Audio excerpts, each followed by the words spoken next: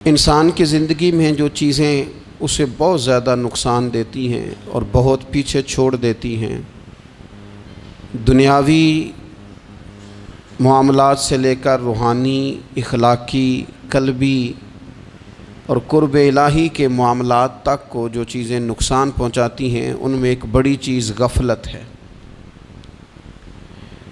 ایک لفظ ہوتا ہے جو ہمیں اکثر سننے کو ملتا ہے کہ آپ کی توجہ نہیں ہے۔ یہ ڈھیر سارے لوگوں کا مطالبہ ہوتا ہے، اہل خانہ بھی مطالبہ کرتے ہیں، کئی موقع پر والدین بھی مطالبہ کرتے ہیں، غرباء بھی مطالبہ کرتے ہیں کہ امیروں کی ہماری طرف توجہ نہیں ہے۔ اور یہ بڑی لازمی سی بات ہے کہ کسی چیز پر جب توجہ رہتی ہے تو وہ چیز بہتر ہو جاتی ہے، اور جب عدم توجہی کا لوگ مظاہرہ کرتے ہیں تو وہ معاملہ خراب ہو جاتا ہے۔ یہ جو عدم توجہ ہے اسی کو غفلت کہتے ہیں، اور جب انسان کے مزاج پر غفلت طاری ہوتی ہے اور غفلت اس پر پوری طرح غلبہ کر لیتی ہے تو پھر اس کی زرخیز زمین کو وہ بنجر کرتی ہے۔ غفلت انسانی دل کے لیے بڑی نقصان دہ چیز ہے اور انتہائی تکلیف اور ضرر کا باعث ہے۔ دلوں پر جو قحط نازل ہوتا ہے، قحط، ویران ہو جاتے ہیں دل، اور جو دلوں پر خشکی نازل ہوتی ہے کہ طبیعتیں خشک ہو جاتی ہیں، یہ غفلت کی وجہ سے ہوتی ہے۔ جو لوگ غافل ہو جاتے ہیں نا، اپنے معاملات کا دھیان نہیں رکھتے، دیکھیں نا، آپ کو کھانا کھاتے بھی غافل نہیں ہونا چاہیے۔ اگر کھانا بھی غیر معتدل کھا لیا جائے تو وہ انسان کی طبیعت کے لیے باعث ضرر بن جاتا ہے، نقصان کا باعث بنتا ہے۔ بات کرتے ہوئے بھی غافل نہیں ہونا چاہیے، کئی دفعہ جملے ایسے نکل جاتے ہیں جو انسان کے لیے پھر شرمندگی کا باعث بنتے ہیں۔ انسان کو غافل ہو کر کوئی کام نہیں کرنا چاہیے، غافل ہو کر، مدہوش اور بے ہوش ہو کر نہیں۔ غفلت دل کو ویران کرتی ہے، طبیعت میں خشکی لاتی ہے۔ غافل کبھی نہ بنے۔ قرآن مجید فرقان حمید نے ارشاد فرمایا کہ اقترب للناس حسابہم، فرمایا لوگوں کے حساب کا وقت قریب آ گیا، وہم فی غفلۃ معرضون، اور وہ ابھی بھی غفلت میں منہ پھیرے ہوئے ہیں۔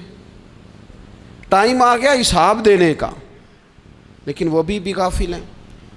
ہمارے جو زیادہ تر نقصان زندگی میں ہوئے ہیں وہ صرف ہماری غفلت کی وجہ سے ہوئے۔ ہم نے چیزوں پر توجہ نہیں دی، چیزیں گڑبڑ ہو گئیں۔ جس آدمی نے پھول لگائے ہوں، پھل لگائے ہوں، کھیتی لگائی ہو، وہ دانہ ڈال کے پانی دے کے فارغ نہیں ہو سکتا، اسے توجہ کرنی پڑتی ہے۔ اور کسی نے کہا تھا مالی جیندے ہون تو پھر بوٹے سوکھدے نہیں۔ اگر موجود ہونا ان کو سینچنے والا، رکھوالی کرنے والا، تو پھر ان کی جڑیں کبھی خشک نہیں ہوا کرتی۔ ہماری جو غفلتیں ہیں یہ بڑی ضرر کا باعث ہیں، نقصان کا باعث، اور مجبوری معاف ہوتی ہے، غفلت معاف نہیں ہوتی۔ اسکول میں پڑھتے تھے، مدرسے میں پڑھتے تھے، تو ایک مجبوری ہو گئی جی، خدا نخواستہ گھر میں کوئی پریشانی ہو گئی تو اساتذہ اس پر سزا نہیں دیتے۔ کوئی خوشی کا موقع ہے گھر میں، فیملی میں کسی کی شادی ہے، اساتذہ اس پر سزا نہیں دیتے۔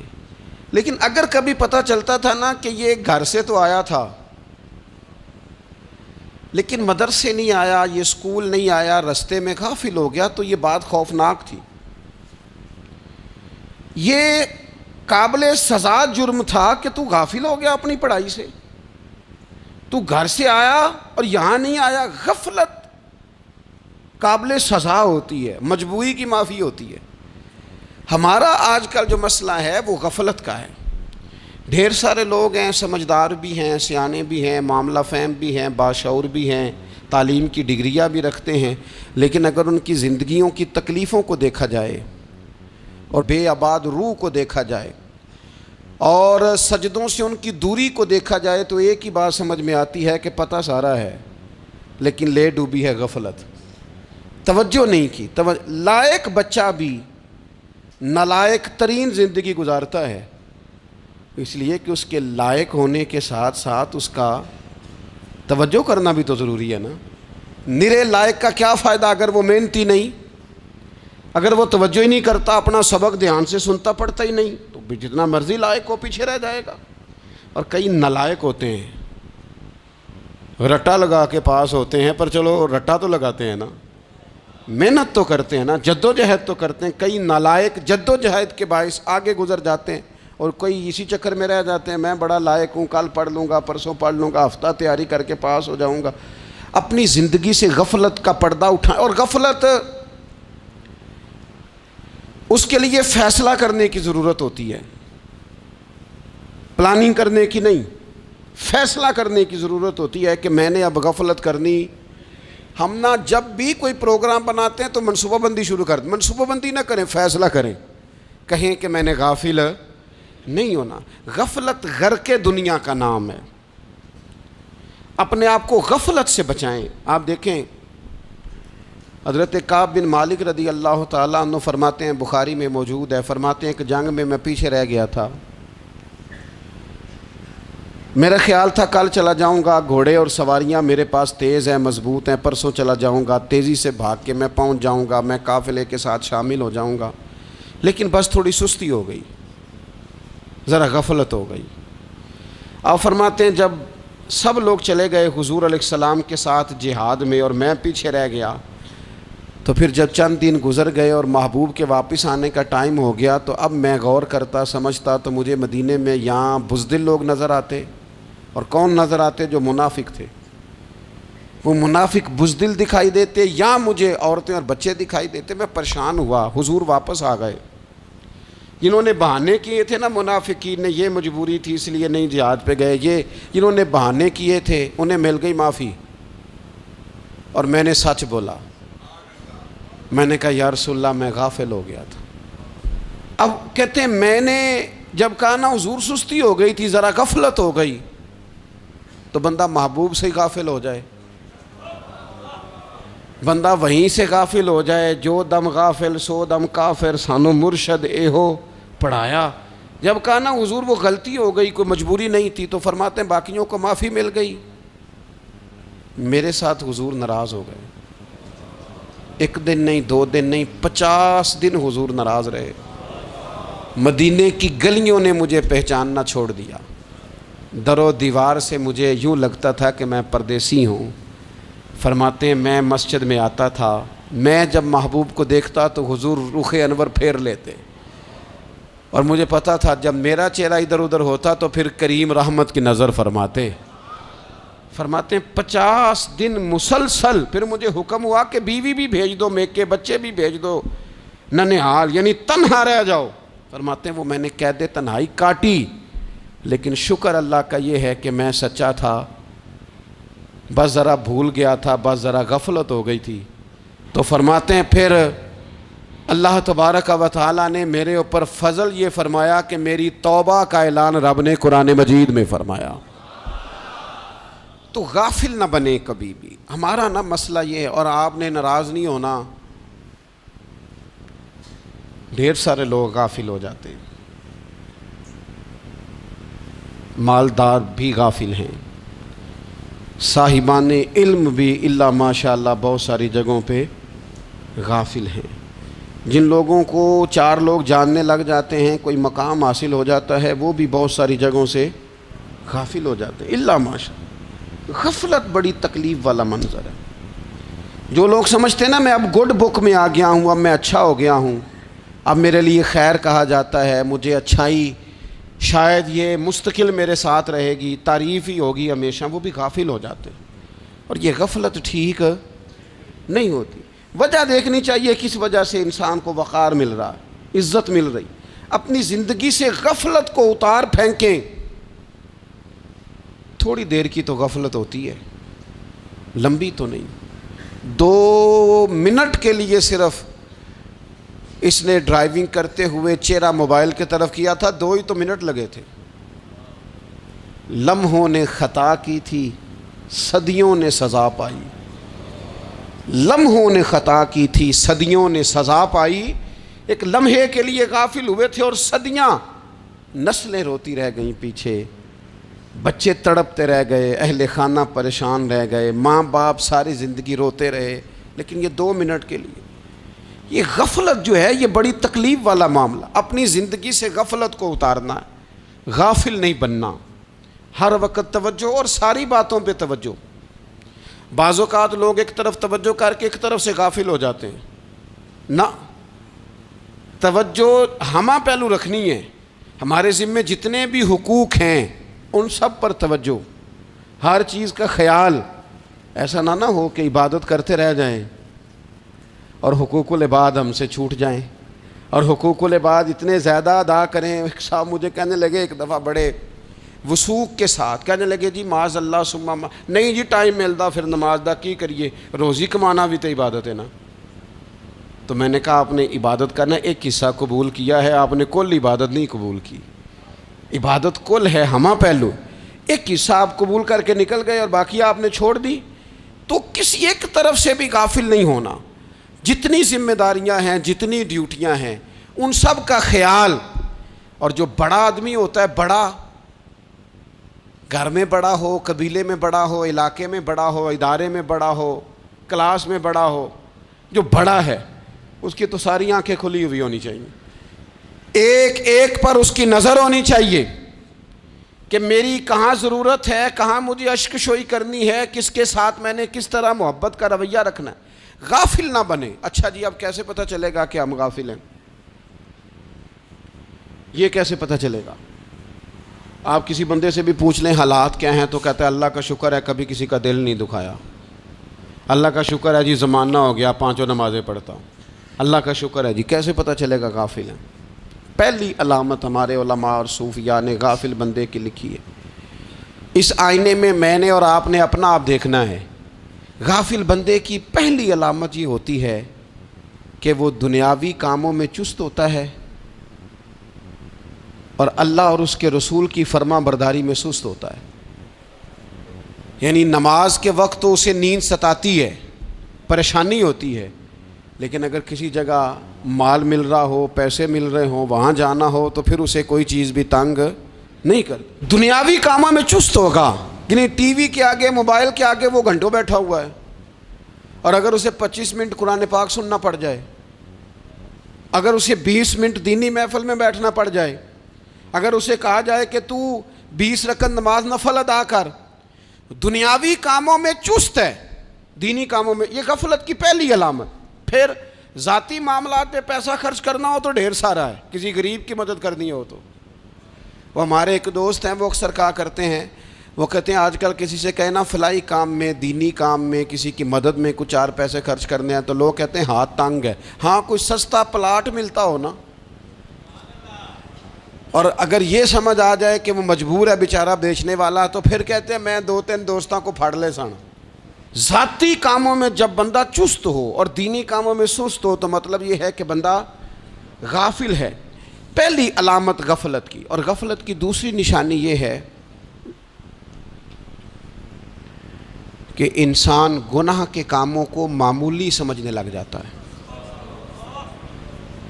یہ غافل بندے کی نشانی ہے. گناہ کو معمولی سمجھتا ہے، چھوٹا سمجھتا ہے. آج کل لوگ کہتے نہیں میں کو اکیلا کر رہا ہوں، ساری دنیا ہی کرتی ہے. اور جناب کیا ہو گیا، اگر یہ غلطی ہو گئی تو بندے سے ہو ہی جاتا ہے.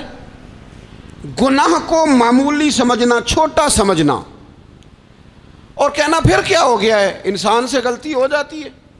آپ دیکھ لیں کہ سینکڑوں بیسیوں گناہوں کا بوجھ ہمارے سروں پہ ہوتا ہے، لیکن کوئی ہمارا دبدبہ ہے، کوئی ہماری گفتگو ہے، کوئی ہمارے جملوں میں خود پسندی ہے، کوئی ریاکاری ہے، کوئی تصنع ہے. یہ غافل بندے کی علامت ہے. نبی اکرم صلی اللہ تعالیٰ علیہ وآلہ وسلم نے فرمایا مومن اپنے گناہوں کو پہاڑ کی طرح سمجھتا ہے. یہ بخاری میں حدیث ہے. مومن پہاڑ کی طرح جانتا ہے اور وہ ڈرتا ہے کہ کہیں وہ پہاڑ اس کے اوپر گر نہ جائے، یعنی کہیں مجھے میرے گناہ کی سزا نہ مل جائے. چھوٹے گناہ کو بھی پہاڑ جانتا ہے، یار مجھ سے غلطی ہو گئی، مجھے ٹھیک کر لینی چاہیے، مجھے معافی لے لینی چاہیے، مجھے توبہ کر لینی چاہیے. مومن اپنے اوپر گناہ کو پہاڑ کی جانب سمجھتا ہے. اور حضور علیہ الصلوۃ والسلام فرماتے ہیں کہ یہ جو فاسق اور فاجر ہوتا ہے نا، اللہ کا نافرمان، یہ گناہ کو مکھی کی طرح سمجھتا ہے، یہ سمجھتا ہے میں نے اشارہ کرنا ہے مکھی نے اڑ جانا ہے۔ مومن کی علامت یہ ہے کہ وہ پہاڑ جانتا ہے اگر غلطی ہو جائے تو پہاڑ۔ امام اعظم ابو حنیفہ رحمۃ اللہ علیہ گزر رہے تھے تو بارش ہو گئی تھی اور کوفہ میں کیچڑ تھا، تو آپ نے جو جوتے پہنے ہوئے تھے ان جوتوں سے چلتے ہوئے نا آپ کے پاؤں سے کچھ مٹی اڑی، تو سامنے ایک یہودی تھا، اب اس زمانے میں دیواریں کچی ہوتی تھیں، اس کے دیوار پر جا کے وہ مٹی جو تھی وہ لگ گئی۔ اب امام صاحب بڑے پریشان ہوئے کہ میں نے اس کی دیوار کو آلودہ کر دیا۔ یہاں تو لوگ اپنی اینٹیں رکھتے رکھتے کئیوں کی دیواریں توڑ ہی دیتے ہیں، اور پھر وہ اس پر ماننے کو بھی تیار نہیں ہوتے، تسلیم کرنے کو بھی تیار نہیں ہوتے۔ وہ کہتے ہیں پھر کیا ہو گیا، اب ہمارا یہاں گھر ہے تو ہم نے ٹرالی منگوانی نہیں تھی، ہمارا حق بنتا تھا۔ امام صاحب کے پیروں سے ذرا کیچڑ اڑا، یہودی کی دیوار پہ لگا، اس کی کچی دیوار تھی۔ امام صاحب پریشان ہو گئے، سوچنے لگے کہ اگر میں دیوار سے یہ کیچڑ اتارتا نہیں تو یہ بھی زیادتی ہے، میں نے اس کی دیوار کو گدلا کر دیا، اور اگر میں اتارتا ہوں تو کچھ مٹی اس کی دیوار کی بھی اتر جائے گی، کچی دیوار ہے، یہ بھی زیادتی ہے۔ مومن گناہ کو پہاڑ کی طرح سمجھتا ہے کہ کہیں گر نہ جائے، اس کی بھی کہیں سزا نہ مل جائے۔ امام صاحب نے اس کے دروازے پہ دستک دی، وہ باہر آیا تو اتفاق سے وہ آپ کا مقروض بھی تھا، اس نے پیسے دینے تھے۔ باہر نکلتے ہی کہنے لگا اوہو آپ تو قرض لینے آ گئے، میرے پاس تو ابھی گنجائش نہیں ادا کرنے کی۔ تو امام صاحب کہنے لگے تو قرض چھوڑ، وہ میں نے معاف کیا، میرے سے ایک غلطی ہو گئی ہے۔ میں آ رہا تھا، لکڑی کے جوتے اس زمانے میں کھڑاؤں لوگوں نے پہنے ہوتے تھے، کہا وہ میرے پیروں سے ذرا کیچڑ اڑا ہے، تیری دیوار پہ لگ گیا ہے۔ اب میں بڑی دیر سے کھڑا سوچ رہا ہوں کہ اگر میں تیری دیوار صاف نہ کروں تو میں نے یہ میلی کر دی، گدلی کر دی، یہ بھی بات درست نہیں ہے، زیادتی، اور اگر میں اسے صاف کرتا ہوں کچی دیوار سے کچھ مٹی اتر جائے گی تو یہ بھی زیادتی ہے، اب تو بتا میں کیا کروں۔ تو بے موسمہ پھل تھا نا یہ، تو بے موسمہ پھل دیکھ کے بندہ حیران ہو جاتا ہے، جو باتیں روٹین میں نہ ہو رہی ہوں وہ ذرا انوکھی لگتی ہیں، بندہ حیران ہو گیا، غور سے امام صاحب کا چہرہ دیکھنے لگا، غور سے چہرہ دیکھنے لگا، اور پھر تھوڑی دیر سوچنے کے بعد کہنے لگا حضور پہلے میں نے دین اسلام کے بارے میں پڑھا اور سنا تھا، آج میں نے دین دیکھا ہے۔ پہلے میں نے سنا تھا کہ دین اسلام اس طرح کا ہے، آج میں نے دین۔ ہم نہ پوری دنیا کے کافروں کو دین سنانا چاہتے ہیں، دکھانا نہیں چاہتے، ہم نیک نظر آنا چاہتے ہیں، نیک بننا نہیں چاہتے، ہم نیک نظر آنا چاہتے۔ نتیجہ کیا نکلتا ہے کہ کچھ عرصے کے بعد پتہ چل جاتا ہے بندہ کس لیول کا نیک ہے، کیا معیار ہے اس کی نیکیوں کا۔ کہنے لگا حضور پہلے میں نے دین سنا تھا، آج دیکھا ہے۔ آپ وہ مٹی کی دیوار پر جو کیچڑ لگ گیا ہے، دیوار کو بعد میں صاف کیجئے گا، پہلے کلمہ پڑھائیں تاکہ میرے اندر کا کفر صاف ہو جائے،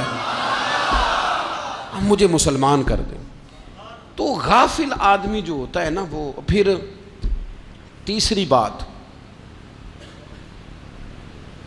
جب بندہ بہت زیادہ غافل ہو جاتا ہے پھر اعلانیہ گناہ کرنے لگتا ہے۔ ایک گناہ پھر اس کا اظہار گناہ، ایک بندہ حدیث پاک میں آتا ہے ایک بندہ رات کو کوئی غلطی کرتا ہے، اللہ تعالیٰ اس پہ پردہ ڈال دیتا ہے، لیکن وہ سویرے خود لوگوں کو بتاتا پھرتا ہے میں نے یہ کیا، میں نے یہ کیا۔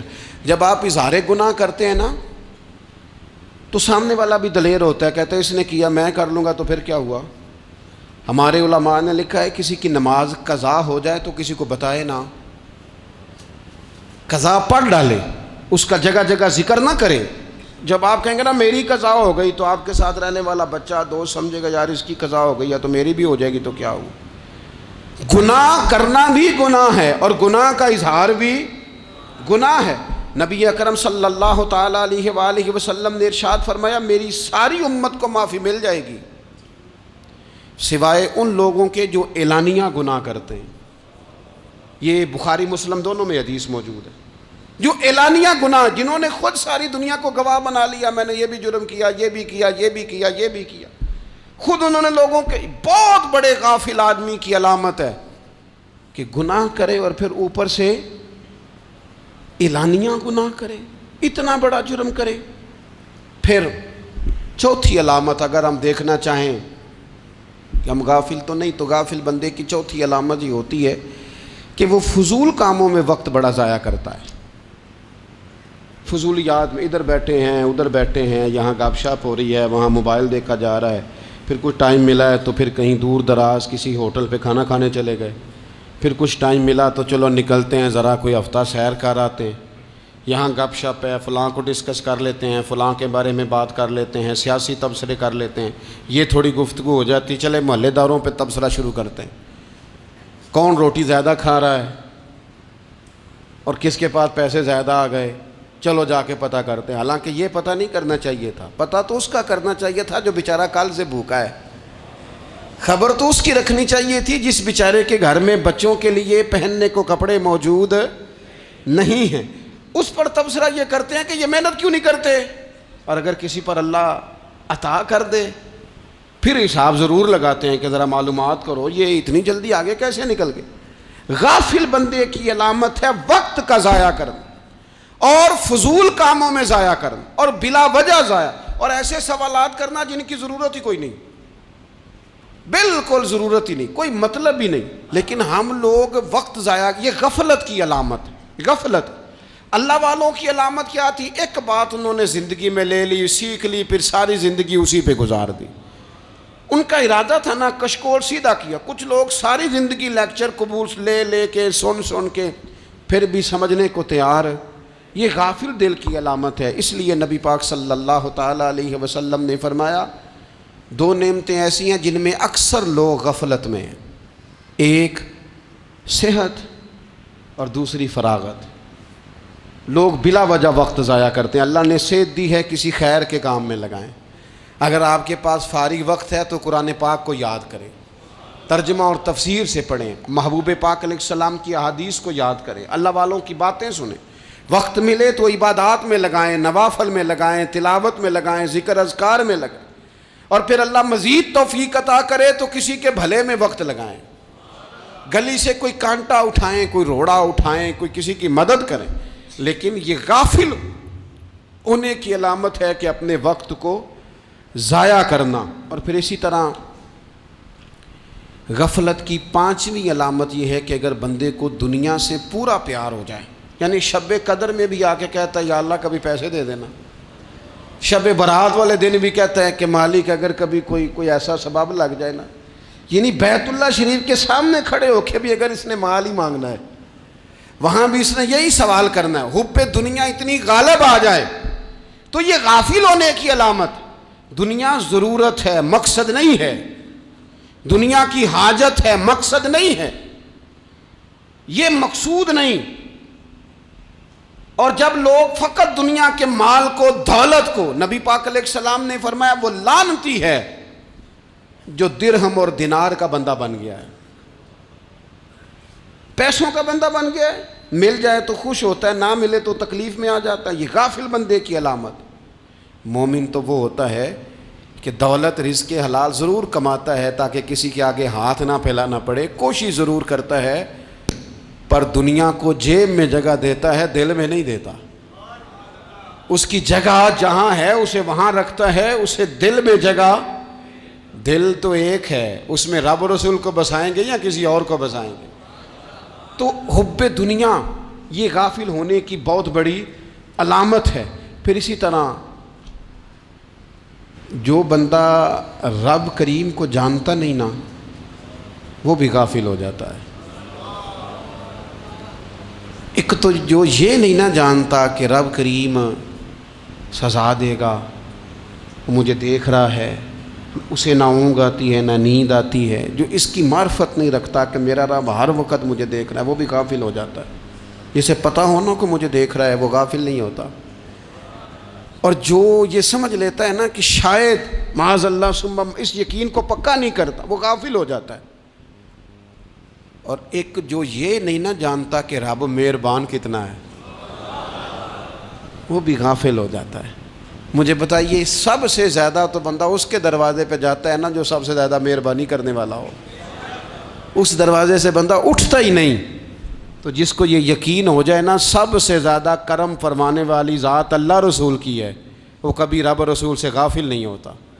وہ کبھی اللہ رسول کا دروازہ چھوڑ کے نہیں جاتا، وہ کبھی کسی اور جگہ جا کے پناہ تلاش نہیں کرتا۔ جسے پتہ چل جائے نا وہ کریم کتنا ہے، مہربان کتنا ہے۔ ملا رومی رحمت اللہ علیہ فرماتے ہیں بہت بڑا مجرم تھا ایک بندہ، بہت بڑا گناہگار تھا، بت کو پوجتا تھا، تھک گیا، ساری رات بت کے سامنے کھڑا تھا، معاذ اللہ یا صنم یا صنم یا صنم کہتے، تھک گیا، نیند آ گئی، اونگ آ گئی۔ جب پوری طرح نیند آ گئی اور دماغ پہ نیند قبضہ کرنے لگی تو اس کے منہ سے نکل گیا، صنم صنم کہہ رہا تھا نا، نکل گیا یا صمد، او بے نیاز مالک۔ رب کریم نے فرشتوں سے فرمایا دوڑ کے جاؤ، جو کہتا ہے اسے دے دو۔ فرشتے کہنے لگے مالک وہ تو بت کو پکار رہا تھا، اس نے تو غلطی سے نام لیا ہے۔ فرمایا مجھے نہیں پتا، لیکن دیکھو نا اس نے مجھے پکارا تو ہے نا، کتنی دیر سے جھوٹے کو پکار رہا تھا، اس کا معاملہ حل نہیں ہوا، اب اگر سچے کو پکارنے پہ بھی حل نہ ہوا تو فرق کیا رہ جائے گا؟ دے دو جو مانگتا ہے، دے دو۔ میرے دوست گر پتہ چل جائے وہ کریم کتنا ہے، وہ مہربان کتنا ہے۔ میرے رسول پاک علیہ الصلوۃ والسلام نے تو فرمایا تیری آنکھ سے اگر اس کے خوف سے اتنا آنسو بھی نکل گیا جتنا مچھر کا پر ہوتا ہے، تو جس طرح بھینس کے تھنوں سے نکلا ہوا دودھ واپس تھنوں میں نہیں نہ جاتا، جو اتنا بھی روئے نہ روئے اللہ کے خوف سے، وہ بندہ دوزخ میں نہیں جائے گا۔ تھوڑی دیر کے لیے ڈر جائے اپنے رب سے، آئے تو صحیح۔ عدم معرفت غفلت پیدا کرتی ہے، تو آ تو صحیح، وہ تو کریم ہی بڑا ہے، وہ تو مہربان ہی بڑا ہے۔ حضرت زنیرہ رضی اللہ تعالی عنہ حضور کی صحابیاں ہیں۔ ایام جو مکے کے تھے مسلمانوں پر بڑی آزمائش کے تھے، انہیں بڑا مارا کفار نے، اتنا مارا کہ ان کی بینائی چلی گئی، نظر آنا بند ہو گیا۔ کافروں کی عورتوں نے تانا دیا کہ تو نے ہمارے بت چھوڑے ہیں نا، تو دیکھنا تیری بینائی چلی گئی۔ تو جناب زنیرہ اللہ پہ بھروسہ، توکل، معرفت الہی کا جذبہ، اٹھ کے کھڑی ہو کہنے لگی چپ کرو، تمہارے جھوٹے بت کیا کر سکتے ہیں، میرا رب چاہے تو صبح جب میں اٹھوں تو میری آنکھیں روشن ہوں، اگر کریم کرم کر دے۔ لوگ کہتے ہیں واقعی ایسا ہوا، جب وہ سویرے اٹھیں تو اللہ نے ان کی روشنی واپس کر دی تھی۔ تجھے پتہ چل جانا وہ مہربان کتنا ہے۔ وہ ایک بزرگ تھے تو ان سے کسی نے کہہ دیا کہ اگر آپ کا حساب آپ کے ماں باپ کے ذمہ ہو جائے تو پھر کیسا، پوچھنے کے لیے قیامت میں اگر ماں باپ حساب لیں تو پھر کیسا۔ تو بڑے سیانے لوگ تھے جو دل والے تھے، کہنے لگے نہیں، رب کریم ہی ٹھیک ہے، اس لیے کہ وہ ماں باپ سے کہیں بڑھ کر پیار کرنے والا ہے۔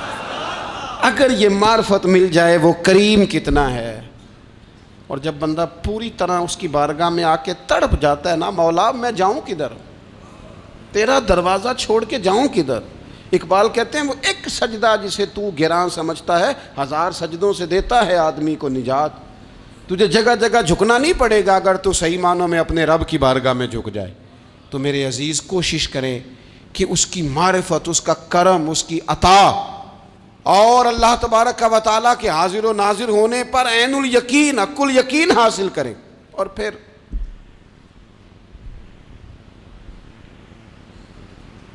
آٹھویں بات یہ ہے کہ غافل لوگوں کی صحبت بھی بندے کو غافل کر دیتی ہے۔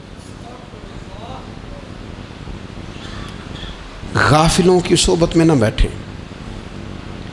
ان کی صحبت میں بیٹھیں جن کے پاس بیٹھنے سے دل میں رب رسول کی محبت پیدا ہوتی ہے۔ غافلوں سے بچیں۔ چنگیاں دے لڑ لگی ساں تے چولی چ پھل پئے، تے جدوں میں پیڑیاں دے سنگ رل گئی تے میرے اگلے بھی ڈول گئے۔ برے آدمی کی صحبت بندے کو غافل کر دیتی۔ غافلوں کی صحبت میں کبھی نہ بیٹھیں، کبھی نہیں۔ غافل آدمی آپ کو غافل کر دے گا۔ میرے نبی پاک علیہ الصلوۃ والسلام نے فرمایا انسان اپنے دوست کے مذہب پر ہوتا ہے۔ یہ بہت بڑے لفظ ہیں۔ فرمایا المرء علی دین خلیلہ، انسان اپنے دوست کے مذہب پر ہوتا ہے۔ تو دیکھ تو نے دوست کس کو بنایا ہے، جو تیرے دوست کا مذہب ہوگا وہی تیرا ہو جائے گا۔ ہم نے دوست بنایا نا غوث پاک جیلانی کو، ہم نے یاری لگائی ہے نا داتا علی اجمیری سے، ہماری نسبت ہے نا معین الدین اجمیری سے، ہمارا تعلق ہے نا بہاؤالدین زکریا ملتانی سے، ہمارا رشتہ ہے نا حضرت مجدد الفسانی سے، ہم ماننے والے ہیں نا اعلیٰ حضرت بریلوی کے، ہمارا تعلق ہے کبھی جماعت علی سے کبھی مہر علی سے، ہمارا ان سے تعلق ہے تو صبح شام ہماری زبان پہ رہتا ہے بالغ العلا بکمالہ کشف الدجی بجمالہ حسنت جمیع خصالہ صلو علیہ وآلہ۔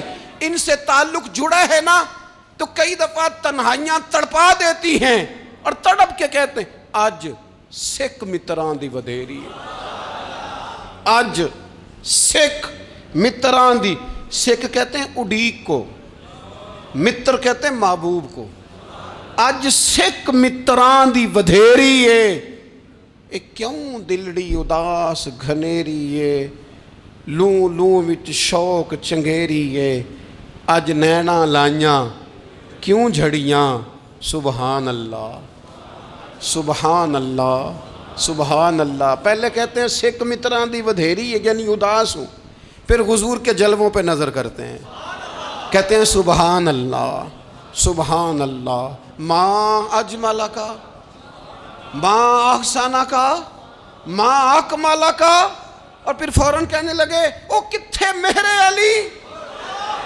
او کتھے مہر علی، کتھے مہر علی تے کتھے تیری سنا، اب ویکھو مشتاق اکھیں کتھے جاڑیاں، بلغ العلا بے کمال کشف الدجی بے، اور میرے اعلیٰ حضرت کہنے لگے سرور کہوں کہ مالک و مولا کہوں، تو باغ خلیل کا گلے زیبا کہوں تجھے، تیرے تو وصف عیب تناہی سے ہیں بری، حیران ہوں میرے شاہ میں کیا کیا کہوں تجھے۔ غافل آدمی کی علامت ہے برے لوگوں کی صحبت میں، خبردار ان کے پاس نہ بیٹھنا جن کے پاس بیٹھنے سے تمہارے دلوں میں اولیاء اللہ اللہ کے بندوں کی عداوت پیدا ہو، خبردار خبردار ان کے پاس نہ بیٹھنا جن کے پاس بیٹھنے سے تمہارے دلوں میں حضور کی اولاد پاک کے بارے میں شک پیدا ہو، خبردار اس شخص کے پاس نہ بیٹھنا جو امام حسین ابن علی کے بارے میں کوئی کمزور بات کرتا ہو، بچنا، خبردار اس سے بچنا جو حضور کے صحابہ کے بارے میں بات کرے، بچنا بچنا اس سے۔ جو سیدنا ابو بکر صدیق کے بارے میں کوئی، دیکھو کیا مقدر ہیں صدیق و فاروق کے، جن کے گھر ہی رحمتوں کے خزینے میں، بھلا کیا کہا نبی پاک، حضور نے فرمایا میرے اوپر جس نے نیکی کی تھی بدلہ دے دیا ہے، یہ جو میرے ابو بکر صدیق ہے نا، ان کو میں اللہ کی بارگاہ میں لے جاؤں گا، کہوں گا مالک تو ہی بدلہ عطا فرما۔ ایک ہاتھ میں جناب صدیق کا ہاتھ پکڑا، ایک میں حضرت عمر کا ہاتھ پکڑا، اور حضور مسجد نبوی سے باہر آ رہے ہیں، دیکھنے والے کی زبان سے بے ساختہ سبحان اللہ نکل گیا، کیا شان ہے کیا مقدر ہے۔ تو حضور علیہ السلام رک گئے اور روک کے فرمایا تو حیران ہو رہا ہے نا، تو حیران ہو رہا ہے نا کہ میں نے ایک ہاتھ میں ابو بکر کو پکڑا ہے، ایک میں عمر کو پکڑا ہے، فرمایا قیامت میں جب میری قبر کھلے گی تو میں اسی طرح قبر سے نکلوں گا، اس طرح میدان محشر میں میں آؤں گا۔ خبردار حضور کے وفاداروں کے وفادار رہنا، ان کے وفادار رہنا، ان کے وفادار رہنا۔ بڑا عجیب دور آیا ہے، ہم نے یہ دور دیکھا ہے کہ لوگ حضور کے صحابہ کے بارے میں بھی بات کریں گے، اب نبی پاک کی اولاد پاک کے بارے کو بھی ڈسکس کیا جائے گا۔ اپنا منہ تو دیکھ، اپنی حیثیت دیکھ، اور پھر وہ بندے دیکھ جن کو اللہ نے چن کے اپنے محبوب کی غلامی کے لیے حضور کے قریب بٹھایا ہے۔ تو بچنا ایسے لوگوں سے، پرہیز کرنا، خبردار عقیدہ ستھرا رکھنا، عقیدہ ستھرا رکھنا، صاف رہنا، پاکیزہ رہنا، غافلوں کی صحبت سے بچنا۔ بڑا ڈرتے ہیں اللہ سے، دعائیں مانگتے ہیں یا اللہ نسلوں میں بھی وہی بندے پیدا فرما جو عقیدے پکے رکھنے والے ہیں، وہ بندے پیدا فرما ہماری نسلوں میں۔ ایک وہ بندہ بھی غافل ہو جاتا ہے جو امیدیں لمبی لگا لیتا ہے، جن کے منصوبوں میں دولت بھی ہوتی ہے، گھر بھی ہوتا ہے، اولاد کا بڑا ہونا بھی ہوتا ہے، پوتے پوتیاں نواسے نواسیاں دیکھنا بھی ہوتا ہے، یہاں بھی گھر وہاں بھی گھر، یہ سیر، یہ سارا کچھ ہوتا ہے، لیکن رب کی بارگاہ میں پیش ہونا جن کے پیش نظر نہیں ہوتا۔ لمبی امیدیں۔ حضرت مولا علی شیر خدا فرمایا کرتے تھے، میں تم پر دو باتوں کا خوف کھاتا ہوں، جو ڈر آتا ہے، ایک یہ کہ تم خواہش کی پیروی کرو گے، جو نفس کی خواہش ہوگی اس کے پیچھے لگ جاؤ گے، اور ایک تم لمبی لمبی امیدیں باندھو گے، اتنے سال جینا ہے، اتنے 100 سال جینا، یہ کرنا ہے وہ کرنا ہے۔ منصوبہ بندی کریں مستقبل کے لیے، وہ بری نہیں، لیکن تیاری رکھیں، تیاری رکھیں، اس بات کا بھی خیال رکھیں کہ اللہ کی بارگاہ میں حاضر ہونا۔ یہ غفلت کی چیزیں ہیں جو بندے کو غافل کر دیتی ہیں۔ جو لوگ اللہ کا ذکر نہیں کرتے وہ بھی غافل ہو جاتے ہیں، اور جو فضول باتیں زیادہ کرتے ہیں نا، ہنستے زیادہ۔ فَلْيَضْحَكُوا قَلِيلًا وَلْيَبْكُوا كَثِيرًا، قرآن کہتا ہے زیادہ رویا کرو، کم ہنسا کرو۔ نبی پاک علیہ الصلوۃ والسلام سے پوچھا تھا حضرت عقبہ بن عامر نے کہ یا رسول اللہ نجات کس چیز میں ہے؟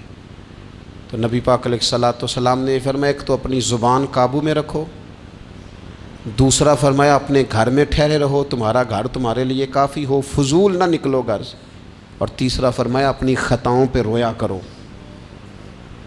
کثرت کلام اور فضول کلام اور بلا وجہ یہ بندے کو غافل کرتا ہے، دل کو سخت کرتا ہے۔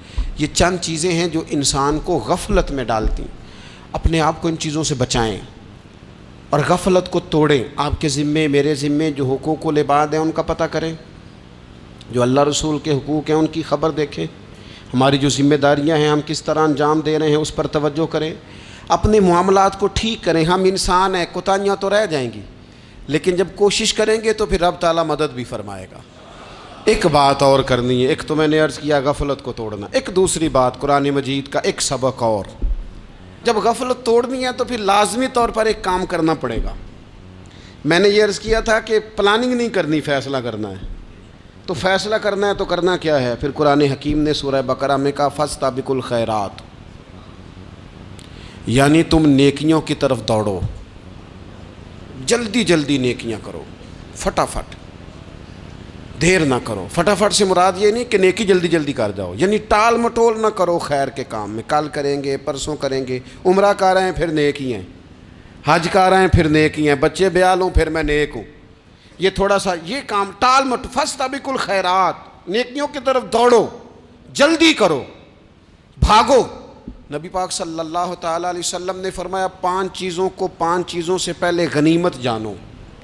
حضور علیہ الصلوۃ والسلام فرمانے لگے ایک تو تم جوانی کو نہ بڑھاپا آنے سے پہلے پہلے غنیمت سمجھ لو۔ نبی کریم صلی اللہ تعالیٰ علیہ وآلہ وسلم ارشاد فرمانے لگے کہ اپنی صحت کو غنیمت جان لو بیماری آنے سے پہلے پہلے۔